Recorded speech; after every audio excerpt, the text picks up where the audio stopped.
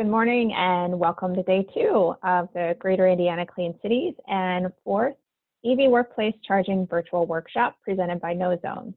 My name is Carrie Garvin. I am the Executive Director for Greater Indiana Clean Cities, and I will also be the moderator for today's session. Before we begin our first session, we are going to share an electric vehicle video testimonial to get you ready for the day.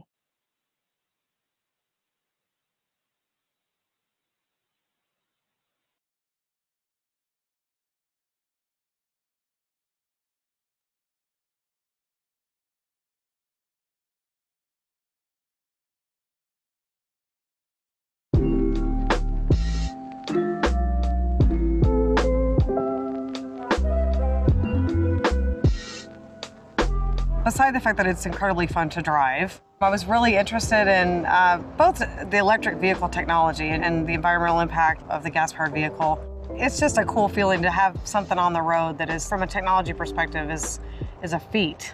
Everybody pays attention to your car. You know, driving that is like driving a computer. I mean, you name it, I can adjust what I want. The fact that Rolls-Royce has charging stations at all of our facilities in town definitely was a big part of my decision. I have installed an app on my phone, so I just walk up, put my phone up to the charger, and it releases. It's very inexpensive. I can charge all day long for $2 or $3 and get almost a full charge on my battery. It's such a small amount I don't even notice, right? It's less than a cup of coffee a day kind of thing. We do have quite a few people that drive electric vehicles here. In fact, the stations downtown are always full. It's just becoming more and more popular. So I think they realize that this is a need for the employees for sure. I guarantee if you went to Apple, Google, any new, really ahead of their time company, they're going to have charging stations. It just speaks volumes to me about how advanced your company is, how aware they are of their environmental impact, and culturally kind of where they want to fit. This is definitely a generational thing. Young people are driving these. That's all there is to it. Anybody that's trying to attract young talent, just from a retention and attraction perspective, it's something to be aware of. And I'd certainly think about, if I were going to leave Rolls-Royce, that would be a consideration for me. Does your company have charge ports? If it didn't, I don't know if I'd be interested. But I don't think I'll ever drive another gas-powered vehicle. I love it. Yeah. I don't know. I'd never go back.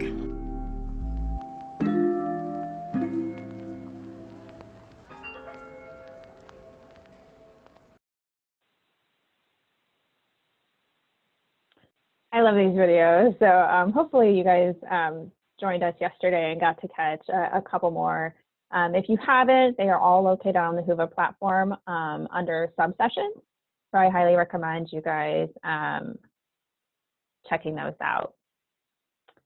Now for today's session, removing the red tape, EV charging infrastructure, permitting and code.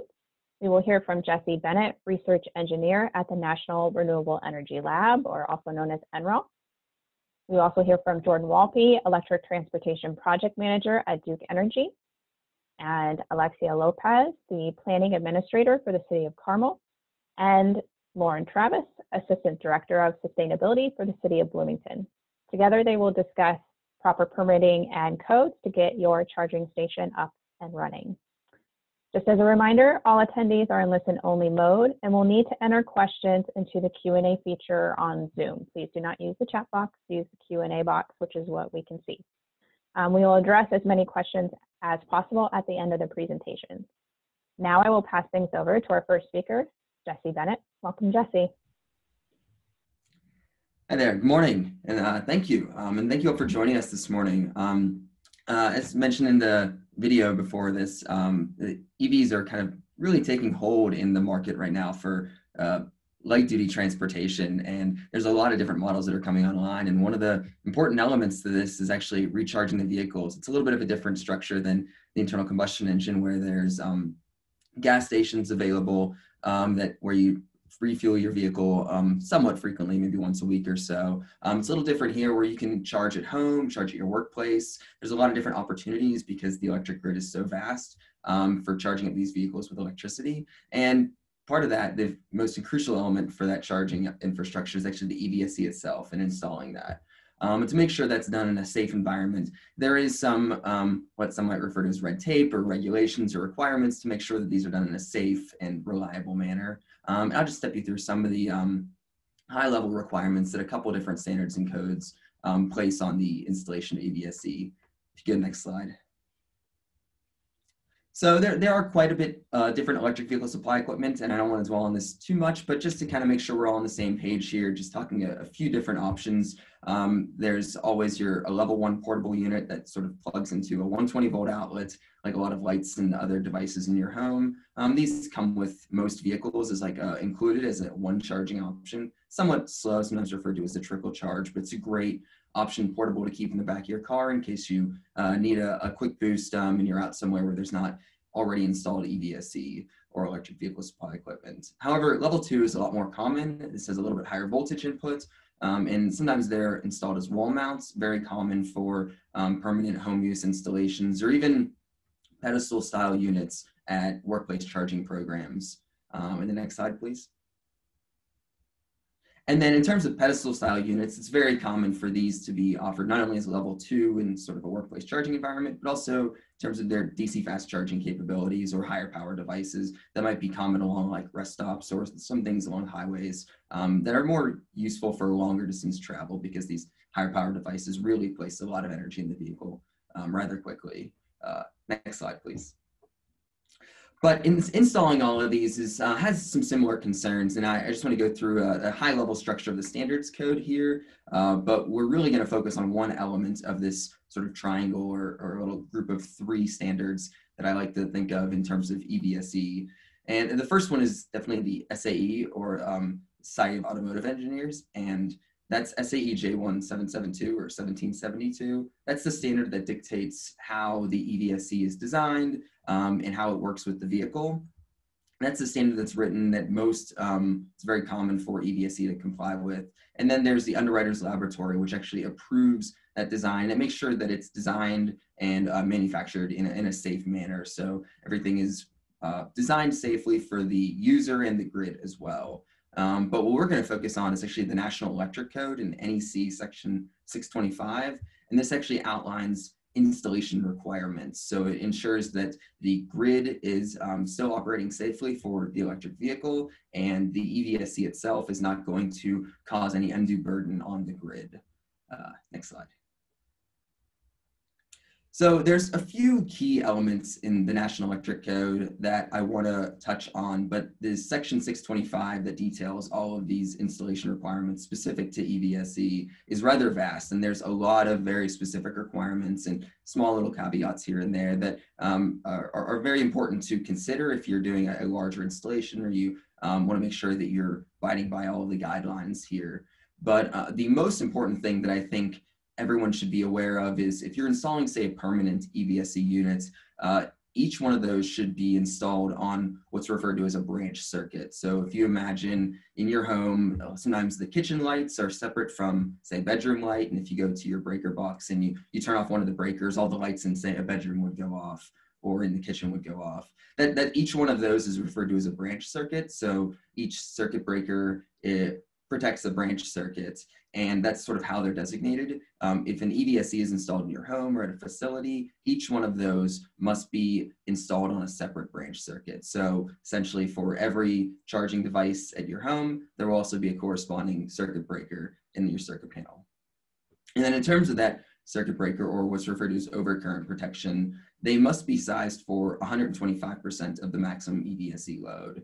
And this is strictly just the overcurrent protection. So this is in the event there happens to be an unsafe electrical environment and the current gets very high because of potentially a fault or some other unsafe environment. This overcurrent protection will detect that and realize that the current is much higher than it's designed to be, and it will actually open the device. You might have noticed this sometimes if you turn a lot of lights on in the same circuit, sometimes you'll, say, trip the breaker or have to go back and turn it back on. That's sort of what is protecting from overcurrent. It's making sure that there's not too much going to any one given circuit. And for these EVSE devices, you need to size them 125% of the maximum EVSE load, and that's by a current rating. So what's really common for level 2 units is to operate at 240 or 208 volts, but the current on those is typically 32 amps. So if you're sizing for 125% of that load, you need to get a breaker that's rated for about 40 amps. In addition to that, there's also guidelines and suggestions on conductor gauge and length. The supply cord, it must meet specific requirements for each power level. It's something that you could talk to with your electrician and make sure that you're having the proper gauge, but it's very common to have something around the range of a number 8 American wire gauge and less than 25 feet. You don't want to have it up very long. You want to make sure that the conductor is sized sufficient enough for the load. And these are great questions to work with your electrician on, but that's a great basis point to start from. And then beyond that, there is a loss of primary service. So there's, if the electric grid loses power, this is a little bit more of a higher level or futuristic requirement, but in the event that the EVSE happens to have, say, a vehicle to grid or can have bidirectional charging, if the grid loses power, the EVSE is not allowed to backfeed the grid or provide electricity to the grid when there is an outage. Next slide. But really, I've summarized all that in this table here, some installation requirements that you might be able to use comparing level 1 chargers versus level 2, and then say your typical home residential services like a 122 40 volts, or maybe a commercial 3-phase 208Y 120 volts. And in here we have for level 1, you can see here the breaker positions. That's sort of a requirement that you'll have for each of those breakers that you install. You need to make sure that you have spare positions for those branch circuits and the protective devices. I've highlighted those here on the right. You can see the each one of those red rectangles corresponds to a breaker position, and that holds, say, 1 breaker slot. For level 1 units, you need a single breaker position, and typically a 20 amp rating is sufficient for most EVSE units. And that's where you have different line-to-line connections here. These are things you can work with your facility manager to make sure that you're having these installed correctly, but it's always great to have an electrician work on these and perform the installations correctly. But in terms of scoping out your service panel's capacity available, it's really just important to make sure that you have sufficient breaker position capacity. And then beyond that, for level 2 units, actually, because you're using a higher voltage, you actually need 2 separate breaker positions because you're going to make a little bit more of a complicated line-to-line connection as opposed to line to neutral. And you're getting that 240 or 208 volts out of there. So instead of just 1 breaker position, you'd actually need 2 breaker positions, and you'd be working with a double pole breaker that's typically rated at 40 amps for a 32 amp EVSE. Next slide. But most of this is all designed to make sure that you're installing these devices in a way that's safe for the consumer and the utility grid. And the utility grid is important to consider because there is a lot of equipment on this system that goes from the generator to your home and many different devices in between that the utility needs to make sure is operating all of the time and can always provide electricity. So there are a lot of considerations up and down this whole spectrum here, from generation to transmission, substation, and distribution before it gets to your facility or building's load center. And really all of those equipment needs to be able to supply that load that you're going to be demanding. So if there's a new demand coming on your facility, each piece of equipment down the line must have capacity to account for that additional load on the system. Next slide. But really the most important thing that utilities are going to be considerate of in terms of what equipment they need to look at is looking at the distribution circuits. And along here, there's primary lines that carry the medium voltage power. And then there's a transformer that steps it down to a safe level for your facility. And then a secondary bank with smaller service lines that kind of go from the transformer to your facility. And really the 2 key elements here that the facility is going to be considerate of is the transformer, making sure that it's rated large enough and sized large enough to supply this new load and there's enough capacity available. And then the service lines won't be overduty or overburdened with this additional load, because you'd imagine with new electrical devices coming online, you'll probably be consuming more current. Next slide. And then from switching things back to the facility perspective, just to get your bearings here, the branch circuits and subpanels and service panel here are all lined out. And this is where you can see up at the top left of the picture, the service drop comes in from the utility and goes through a meter, some service equipment and primary panel board. These primary panel boards or service panels are really where those circuit breakers would be positioned and where you'd be potentially upgrading them. These are where most of the upgrades your facility would be considerate of. And then it also is a great picture that highlights really that branch circuit and how some of those branch circuits step out of those service panels. And actually some service panels have circuits that feed a sub panel. So if you have multiple service panels or circuit boxes at your facility, make sure that you understand the structure of each of them. If you're upgrading one, you'll most likely have to upgrade another one up the line if they're connected and working together. Next slide. Oh, back just one, yeah. So so as I mentioned, the utility company is most interested in building the grid infrastructure needed to supply the energy your new EVSE will require. That's essentially saying that for all of the equipment on the grid, it needs to make sure that it's sufficient to supply the electricity at the highest load scenario. So if you happen to install 10 EVSE, the equipment needs to be able to supply electricity in the event all 10 were turned on. And so does your facility. So if you're installing 10 new EVSE, you'll probably also need to install 10 new breakers and make sure that you have the sufficient panel capacity to support that new equipment. And for terms of the facility upgrades, that new service panel or potentially even a new interconnection if you're upgrading your service panel is something you might have to consider, as well as additional branch circuits, obviously, for each EVSE, and then the possibility of upgrading a service panel or main breaker. And we'll go into actually some of these details later on as well. There's a session later today that will go into more details, but just wanted to highlight them here right now. And the grid upgrade considerations, as I mentioned, will also be a potential new service line or potentially a distribution transformer upgrade. Next slide.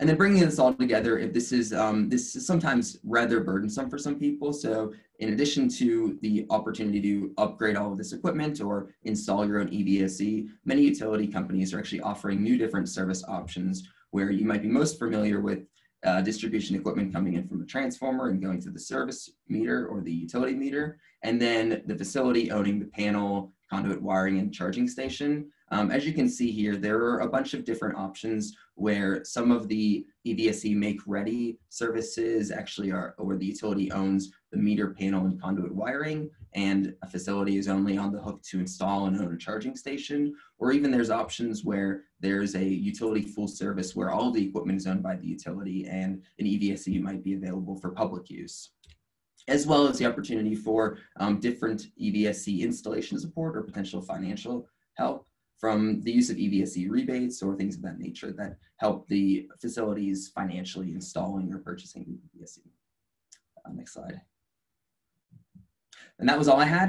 Thank you for your time, and I think we'll have some time for questions afterwards. But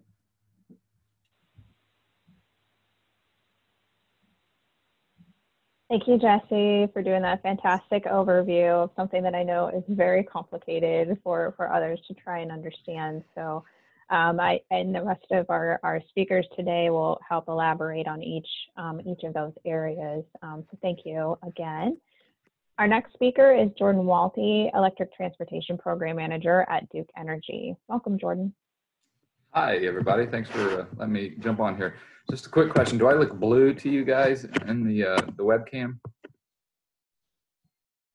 If I'm looking at myself, I look a little blue, but I'm really not. You do look blue. Okay. Well, thanks, Kevin. I see that. Well, ignore that and look at my PowerPoint. It's going to be great. Here we go. All right. So, yeah, sorry, pushing some buttons here. I work for Duke Energy, based out of Greensburg, Indiana, and I'm the Electric Transportation Program Manager. What that means is I'm equipped with the task to roll out charging infrastructure in our Indiana, Ohio, and Kentucky service territories. And I've been doing this about 2 years from a regulated standpoint, regulated utility standpoint, and it's been a little challenging. So we're trying to balance what a utility investment looks like with what we can get approved through different state commissions. So it's been challenging, but overall we've had really good input from stakeholders. I'll just point out Kevin from the city of Carmel. He's been very helpful with us and some of our initiatives. So having those good stakeholder engagements has been helpful. What I want to talk about today, though, kind of builds off of what Jesse just spoke about, is the coordinating your EV charging infrastructure with your local electric utility. Just got some good points to be made that will help you as you plan through that process. Next slide, please. All right, yeah, just a quick summary. I think most of you probably understand these descriptions, charging levels, but we've got the level 1. I don't, as a utility, really don't need to know if you're going to install level 1 charger at your house.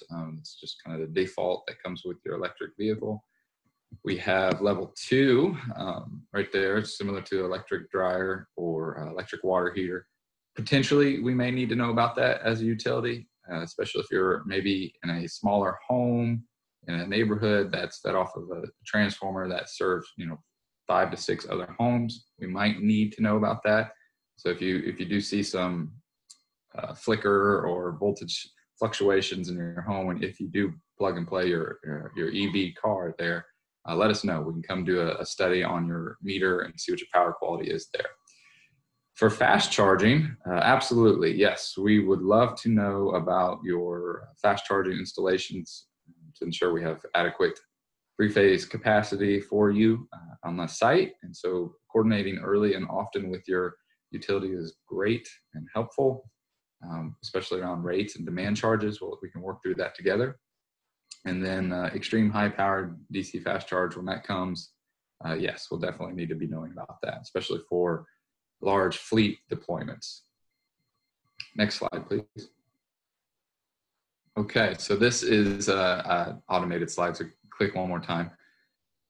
All right, so as you get going, so this is just the tip of the iceberg when you start planning for EVSE. And I know Jesse tackled some of these points, but really what you see is I know I'm going to buy an EV and I need a charger. And so that's where you start. So then what else do you understand as you move on down the road? Next, or just click, yeah. So you'll definitely want to check your facility electric infrastructure. Quick point on that, I've been working with several stakeholders to submit applications for their Volkswagen applications in Indiana, Ohio. And I was surprised to know that some of the applicants, when you get into the understanding what your current facility has, like where's the load center, how's it metered, how much capacity do you have on your load center, it was kind of a challenge. So I think as we move forward, understanding what your electric capacity is in that load center on your site, that's a non-utility asset, is going to be very helpful. So I would get with an electrical engineer or your electrician as soon as possible if you're going to look into a fleet, EV fleets. Next click, I suppose. Then you'll get into, and that's kind of where you take a look at your on-site equipment, and then you need to reach out to the utility and have that conversation. And that's where the two, when I talk about the Volkswagen application, that's where those two come together, and there has to be coordination. There has to be lots of just clear understanding of what the project is. And so as a utility, once, as we get more experience moving on, our local engineers will be able to help with that. Folks like myself who are kind of managing programs, EV programs, can help with that. And this is where the utility is going to grow in the future as more EVs come on. Go to the next click. And then if you want, I know this is popular in some places, is distributed energy resources. So maybe you're going to put up let's take this for example. There are some school systems that are going into electric school buses, and they also have a solar grid on site. And so how do we coordinate the school bus charging with maybe any excess solar capacity that we can direct into the bus, or theoretically direct into the bus? So all these discussions need to happen as you look to expand your EV fleet. One more thing on the utility service infrastructure. Sometimes when you get going with your utility, there might be a cost. Say you're going to install a fast charger, and there's no three-phase facility nearby. So there may be a cost in what we call as a cost in aid of construction. CIAC is what people will call that. You may have an upfront service cost to get that facility installed. So just be aware of that. That's the point of working with your utility early on, so you really understand what costs you're looking at. Let's go to the next slide, please. All right. Yep. Jesse really, I think he had a good diagram, maybe a little better diagram than this one, but essentially utility, we're going to do the green part. That's kind of our bread and butter. We'll do the grid, we'll do the transformer, we'll do the meter. And then after that, you get into the blue section, which is the electric panel and switchgear. More customer responsibility. Customer needs to understand that and make any adjustments as needed. Charger, typically customer owned, but in some situations utility would own it. And so you just got to work together on that and see what best fits that application. And then obviously the vehicle would be mainly used by the end user. So all this, needless to say, there's several components to deploying an EV fleet, several things to think about, and it's essential to have the utility involved from day one when it comes to planning your EV fleet. Next slide, please. All right, so for example, this is what a good planning session looks like with your EV utility or your electric utility. Right here, we've got 4 electric vehicle trucks. Let's say they are day trip trucks. It's a beverage distributor, and they're making 60-mile routes each day, and they have 4 electric vehicle delivery trucks. So here's how you can charge these trucks. So on load profile for scenario 1, the blue one on the left, you would charge your 4 trucks for 2 hours at the same time from 9 p.m. to 11 p.m. Your peak demand would be through the roof. You'd have 4 fast chargers. Your peak demand would be 600 kW. Your energy delivered would be 1,200 kilowatt hours, and your bill would be effectively $7,800 a month or 22 cents per kilowatt hour. Now, for scenario 2 on the right, let's say we take those 4 EV trucks and we charge them at 50 kW. Still like the lowest fast charge rate, but it's the charging time's a little slower. But it's still done overnight, and it doesn't really impact your use case for your trucks. Your peak demand is not 600, it's actually 200 kW. Your same amount of energy delivered, so the batteries are still fully charged, either option at the beginning of the next day, but your monthly bill is literally half of what it was if you were just fast charging in a shorter time frame. So that is planning 101, and I would highly encourage that with if you are considering that as a fleet deployment, to definitely do this calculation with your electric utility, your account managers, or whoever your representative is as soon as possible. That will help you save a ton of money and a ton of headaches in the long run. And your infrastructure looks like at 50 kW, infrastructure costs will be a lot less upfront as well. Next slide, please. So a few takeaways here. I've got 2 pages of takeaways here. So engage with your utility early and often. I think I've hit on that quite well. The time, so some service upgrades take a while. So if we have to go outside or go on site, and let's say you're doing a fleet deployment at your business, and you're going to do 10 EV charging stations, level 2, and we need to upgrade the transformer. But we get on site and we realize, well, this pole's, out of code. So we need to upgrade the pole and possibly some service conductors and some other whatnot. So there could be a lot more work that a utility has to do than just upgrade a transformer. So keep that in mind. Always start early and let the utility know what you want. And so it's a clear expectation. Get the economics right. Yeah. So this is a total cost of ownership. I think everybody knows this. EVs in the long run, especially fleet vehicles, the total cost of ownership is already lower. So just making sure you understand that whole calculation, working with your utility, potentially your fleet, your automobile provider, and some of the charging stations, just getting that whole calculation correct would be very helpful upfront. And we as a utility can help you with rates, optimize your charging schedule, and make sure it's a good fit for you. Before buying the EV, plan how to charge it. Yeah, absolutely. In the Midwest, there's not a lot of what I would call EV time of use rates. There are some commercial time of use rates out there, and time of use rates you should ask about to see how that would help you charge, see if there's any penalties if you charge on peak. You need to plan those out as well. Next slide, please.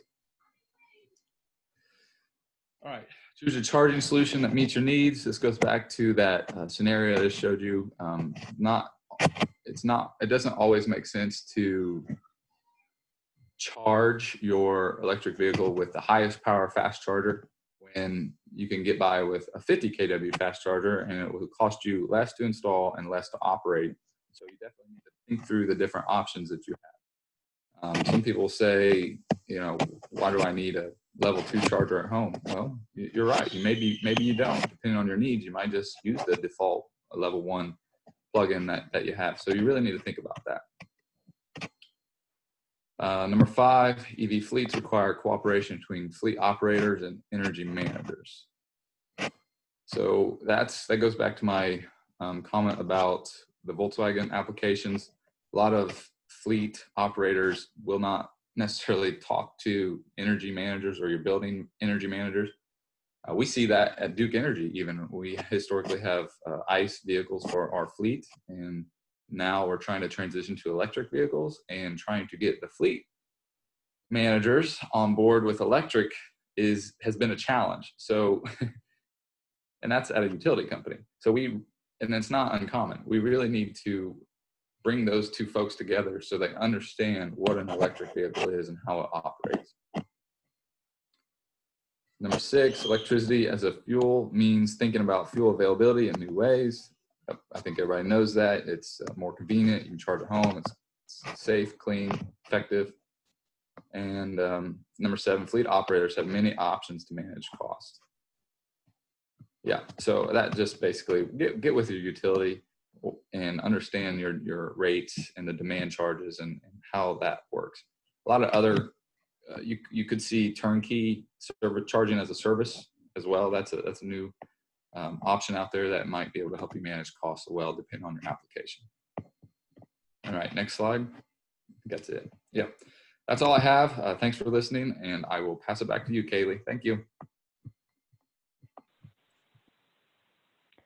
Thank you, Jordan. That was, I always like hearing your presentation. It gives a nice overview for people and helps them understand to get in touch with their electric utility as soon as possible and the things they need to look for at their own facilities. And as promised, our next speaker is Alexia Lopez, the Planning Administrator for the City of Carmel. Welcome. Thank you. I am the Planning Administrator with the City of Carmel, and I also work on sustainability projects with the city whenever I can. The City of Carmel is a regional employment center in the Indianapolis region. Our population is around 100,000 now, and we process around 1,600 building permits per year. And but we only have seen so far about maybe 3 commercial EV charging stations that we've reviewed. A lot of those, some of them that are existing may have come in with the original building permit, and they may already be in, for instance, like apartment buildings and the garages. And so today I will talk about that process of if you want to submit for a commercial electric vehicle charging station. Next, thank you. So we treat commercial EV charging stations as accessory structures. And the first step for review is our ADLS amendment approval process, which is through the Planning and Zoning Office. ADLS stands for Architecture, Design, Lighting, Landscaping, and Signage. Staff will review the ADLS amendment as well as the Plan Commission Commercial Committee.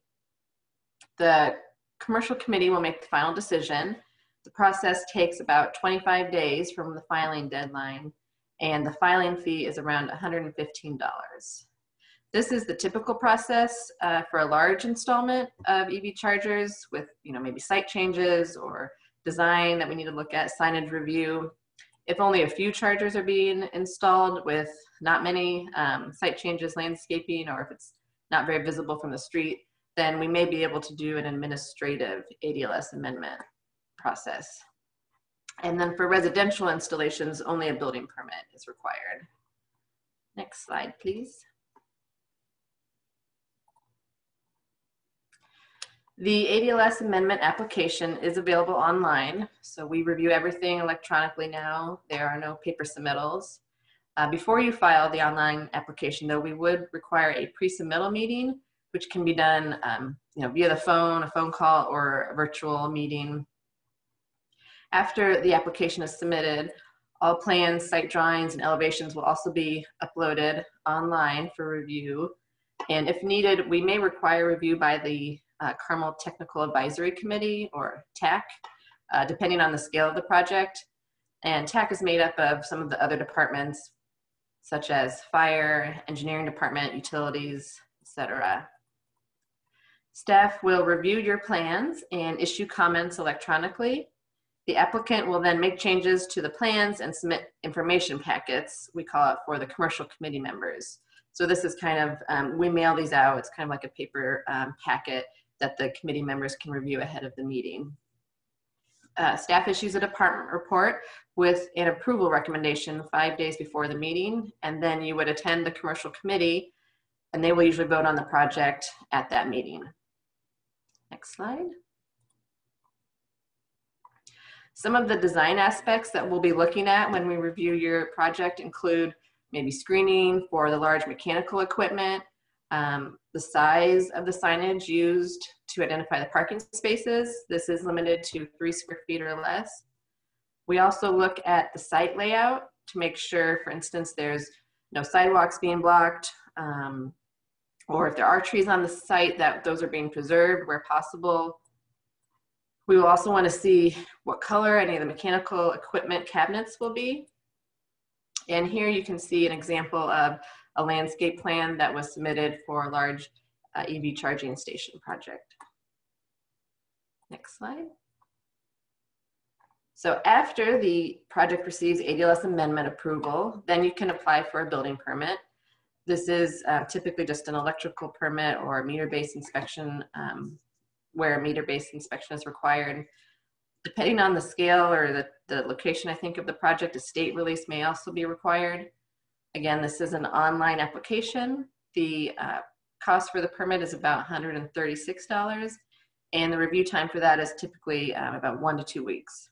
So it's a pretty quick process. The residential permit is also just an electrical permit, and it costs about $73 for that. So that sums up really the process for Carmel.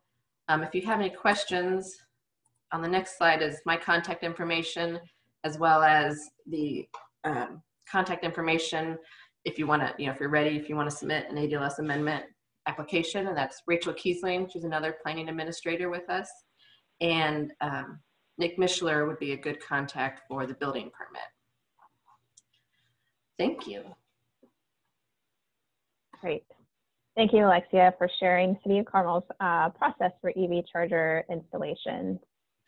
Our next and final speaker is Lauren Travis, Assistant Director of Sustainability for the City of Bloomington. Welcome, Lauren. Hi, Carrie, thank you. I'm Lauren Travis. I work at the City of Bloomington as the Assistant Director of Sustainability, and I am here to talk a little bit about EV charging infrastructure in Bloomington. Next slide.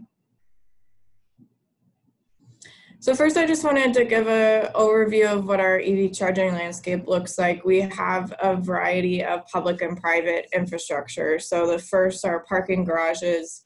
The chargers within the municipal parking garages are available to anyone who would like to access them, as well as the new charger in Switchyard Park.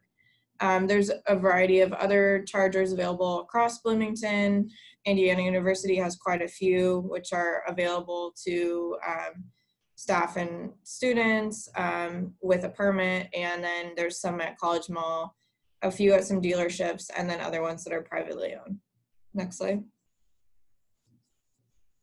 So first I wanted to talk about how EV infrastructure relates to our new Unified Development Ordinance. And this was passed and effective in April, so it's new, and it was an overhaul of basically our zoning and zoning requirements. So within this ordinance, the definition of an electric vehicle charging facility is a facility in which charging services are made available to the public or to members for a fee, including the structures, machinery, and equipment necessary to support an electric vehicle, including a battery charging station, rapid charging station, and battery exchange stations.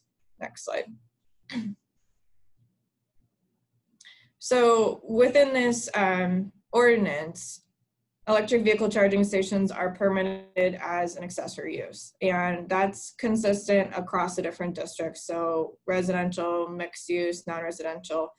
There's also within the ordinance a requirement if a new parking lot is developed, so surface and above ground vehicle parking, that's above 50 spaces, there's a minimum of 1 EV parking space that needs to be provided per 25 parking spaces. And so that's just anticipating an increase in future demand. When you look at that EV charging landscape in the previous slide, it shows that we have some chargers, but we're expecting that to grow in the next decades. Next slide. So what is our process? It's pretty similar to Carmel. So if I was someone that was looking to install a level 2 charger at my workplace, or someone that was developing new infrastructure, it just depends on where it's being developed. And so we would work with Duke to make sure that your electrical is sufficient for whatever you're installing. But then if you need a site plan approval, a rezoning, or sometimes just a variance, then you would contact our planning and transportation department to schedule a pre-application meeting. And so right now everything's occurring online, and we have all of our permits online, but all staff is available to answer any questions that you may have. And then if necessary, it gets scheduled for review by our development review committee, and those are scheduled consistently approximately every 4 weeks. And if necessary, then plans can receive hearings in front of the Plan Commission if it's a rezoning or site plan review, or Board of Zoning Appeals if it's a variance or use variance. And those are all being conducted virtually as well. Next slide. So just generally in terms of deployment of EV charging stations, there's some level 2 and level 3 chargers across the city. As the city of Bloomington, we're looking to determine the future for key locations for public and private charging expansion. And there will be some new charging stations that will be built in the new city garages. So there's going to be one on 4th Street, and then a Trades District garage near the mill, near City Hall. And those will predominantly be serving the downtown. So in the bottom right corner, you could see a picture of the garage. There's a live webcam of its construction. So it's still under works, but we do have some chargers that are existing downtown. And then Indiana University has invested also in their own garages at the Cyber Infrastructure Building, Henderson, Atwater, Jordan, and Feeling. Next slide. So how this fits into the broader picture, my role at the city is to help steward our sustainability goals. And one of those relates to just ensuring that electric vehicle charging stations are incorporated into new development to influence greater common infrastructure available for our citizens, and also to look internally at how we're transitioning our city, both transit fleet and city fleet vehicles to hybrid and sometimes fully electric. So the new transit buses will be fully electric, but we have an existing set of hybrid buses, and we are purchasing more all electric cars. So that's just part of continuing to evaluate what's cost effective for us as a city to lower our emissions through vehicle replacements, and then also encouraging residents themselves to look at for their next car, or where they might have opportunities to take advantage of tax credits and learn about the benefits of electric vehicles, just to make sure that we're lowering our ambient air pollution. So we're currently working on a climate action plan, which is forthcoming, and we will be including EV goals within that plan. Next slide. So thanks for having me. This is our website to learn more about our sustainability projects, but I will be available as part of our question and answer. Thank you, Lauren, for sharing information about how the city of Bloomington is navigating the EV landscape. It's always cool to hear about the advancements cities are making to try and, help not only internal staff, but then also the community adopt those types of technology. So thank you for that insight. We are now going to shift to our question and answer portion. Just as a reminder, please submit your questions into the Q&A box on that Zoom at the bottom of your screen. And it looks like we might have had one pop in there. All right, and as a reminder to our speakers, please go ahead and turn your cameras on so we can see you. And if you're going to answer, go ahead and unmute yourself, and otherwise keep yourself muted and if you're not talking. Our first question is, do commercial customers have to select chargers and network providers from a utilities approved products list to qualify for local city permits?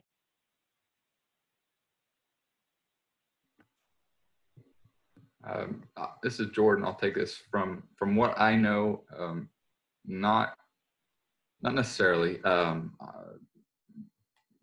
So if a utility has a rebate program or some type of financial incentive, the utility may have a list of technical specifications that the charging station needs to have.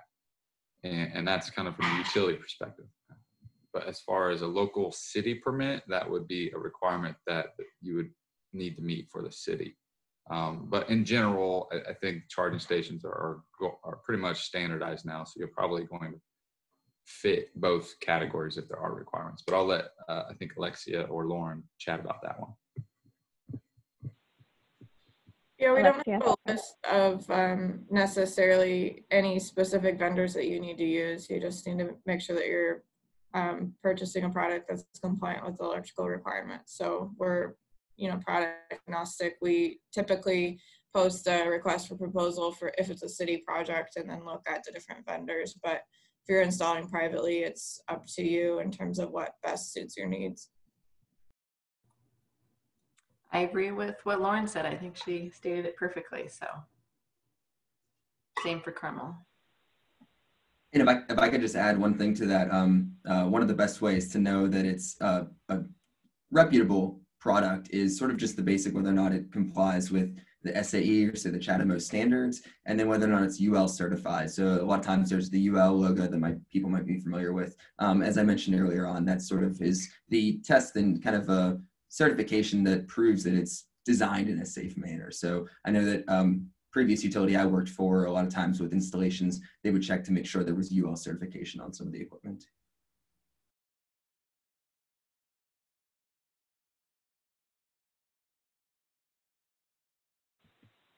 One more thing on that. If you are unsure of anything, go ahead and ask your utility. Somebody will be able to give you a kind of a thumbs up or thumbs down as well. Mm-hmm. Thank you. And, we did have a question pop up yesterday that I thought would be good for this panel. So I'm going to bring it back around to you guys. Yesterday, we had a question from an attendee asking about the safety of the equipment, like concerns about electrocution, fires, etc., and liability for the owners.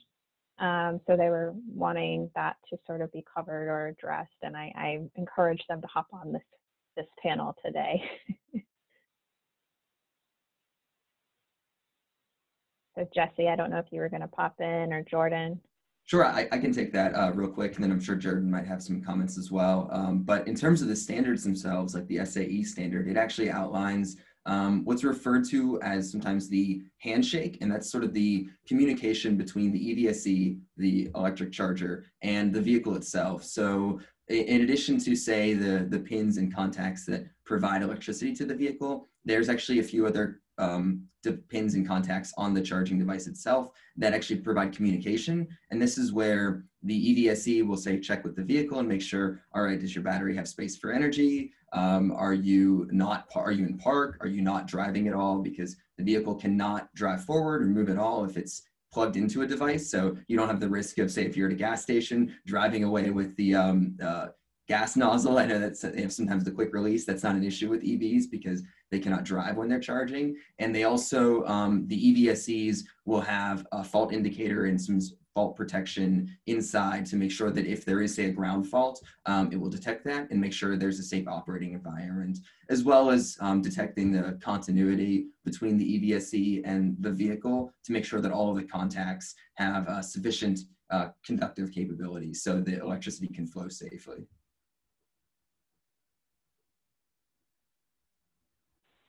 Thank you. Echo that as well. And at least from a utility perspective, there will be, our normal protective devices on the infrastructure that we install from transformer back to, the substation. So that all that will be there, and that acts pretty fast. If there's a fault on the line, it will definitely disconnect the line. Thank you. Alexia, Lauren, did you want to add to that conversation? Very good. Yeah, okay. We did get a couple more questions in. So, Alexia, go ahead. Oh, no, I was just going to say I don't really have much to add to that. I'm more on the planning side of things with Carmel, so I'm not really sure if that would come up, if they would deal with that, with the building permit or not. Okay. Unfortunately, okay. Sorry. Thank you. No, that's good. I just wanted to give you an opportunity if you wanted to hop in there. Okay, so we got another question from an attendee. It says, how willing are utilities to participate in the cost of EV charging installations, since this is bringing them new users? Jordan, I think that kind of puts you on the spot. So. Yeah, that's fine. That's a good question, and we get it often. So how willing are utilities to participate in anything EV adoption? That is going good. I think utilities definitely want to see more electric vehicles on the grid. It's kind of equivalent to the air conditioner of the 1970s. So we see low growth potential. As far as participating in the costs of the installations, it depends on what the utility. So a regulated utility can file a pilot, and you could have a rebate program that could help offset some of the cost of the charger. I think Jesse had a great slide earlier with the rebate, the make ready, all those different, ownership models. So utilities could do rebates, make ready incentives. They could do the whole thing and help deploy the whole charging station. It kind of depends what the application is, but yes, most utilities are interested. They want to help. It's not as easy as cutting a rebate. We have to go through lots of regulation approvals, and sometimes that's very difficult to get approval on. And so we are always working through that. And so there is some effort there. And I would always encourage you to ask your utility if there's any incentives out there, but be understanding that sometimes it may not be as easy as, getting a, $500 rebate, but we're trying. Because we also want to encourage site hosts to have a financial investment in the station, so they're able to stick with it in the long term. We don't always want to give away free stuff, so that the site host has some sort of commitment to the success of that station. Yeah, and this is Jesse. If I could just echo that, and I don't know if it's possible to kind of go back. It was the last slide in my presentation, but yeah, there are quite a few different options that some utilities are beginning to pursue. And as sort of Jordan mentioned, this is kind of on a per utility basis, which of the utility commissions in each state have kind of approved these type of new options. But there are new service options where you might be familiar, as I mentioned, where electric utilities equipment goes up to the meter at your house, and then you own everything like the wires and the panel, conduit, all the way to the right of that meter. There are some options. Sometimes that's some rather expensive development, especially for larger installations, and utilities are great for infrastructure development. It's kind of their entire business model. So other options are maybe they would begin building out more of that infrastructure, say beyond the meter, and then some utilities are offering sort of make-ready, EVSE make-ready services, where maybe the electricity rate is a little higher, but you have everything is owned up to the EVSE station, and all you have to do is install the station itself. Kind of simplifies adoption for some of these different fleets. And then there are other options where there's sort of the full service option where even the EVSE is owned by the utility, or as Jordan mentioned, sometimes there's rebate options where the EVSE is supported financially from the utility. But yes, I've worked with the federal fleet a lot and a lot of other utilities, and utilities are very interested in finding the best way to support electrification because, as Jordan mentioned, it's kind of an increase to their load base, and it supports their business going forward. And as I've seen with the federal fleet, a lot of times it could potentially support fleets as well with lower operation and maintenance costs. So there's a lot of different options out there. And I think utility commissions across the country are getting pretty creative in how this business model might have to adjust a little bit to support all of these new opportunities.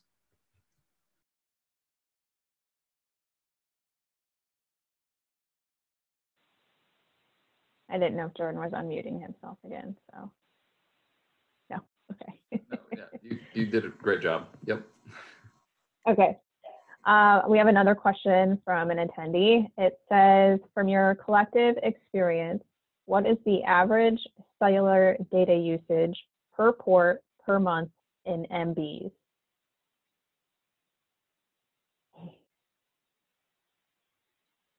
That's a fun one.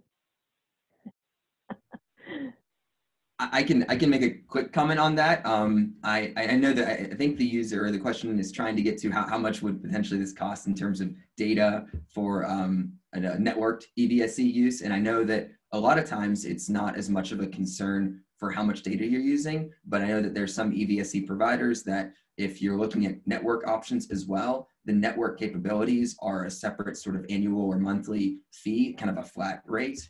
And I believe it's usually in the range of a couple $100s per year per port. So that's kind of more or less how they charge it. That's kind of what the question is getting at. But unfortunately, I don't know specifically how much data is typically communicated. And I'm sure that varies based on whether or not you're using network connectivity for just transaction processing, or if you're also looking at more sophisticated managed charging systems and things like that. But if you're trying to scope out what a networked solution might cost on top of just the installation, I think around the range of $200 to $300 a year per port, if I remember correctly off the top of my head, is a good estimate.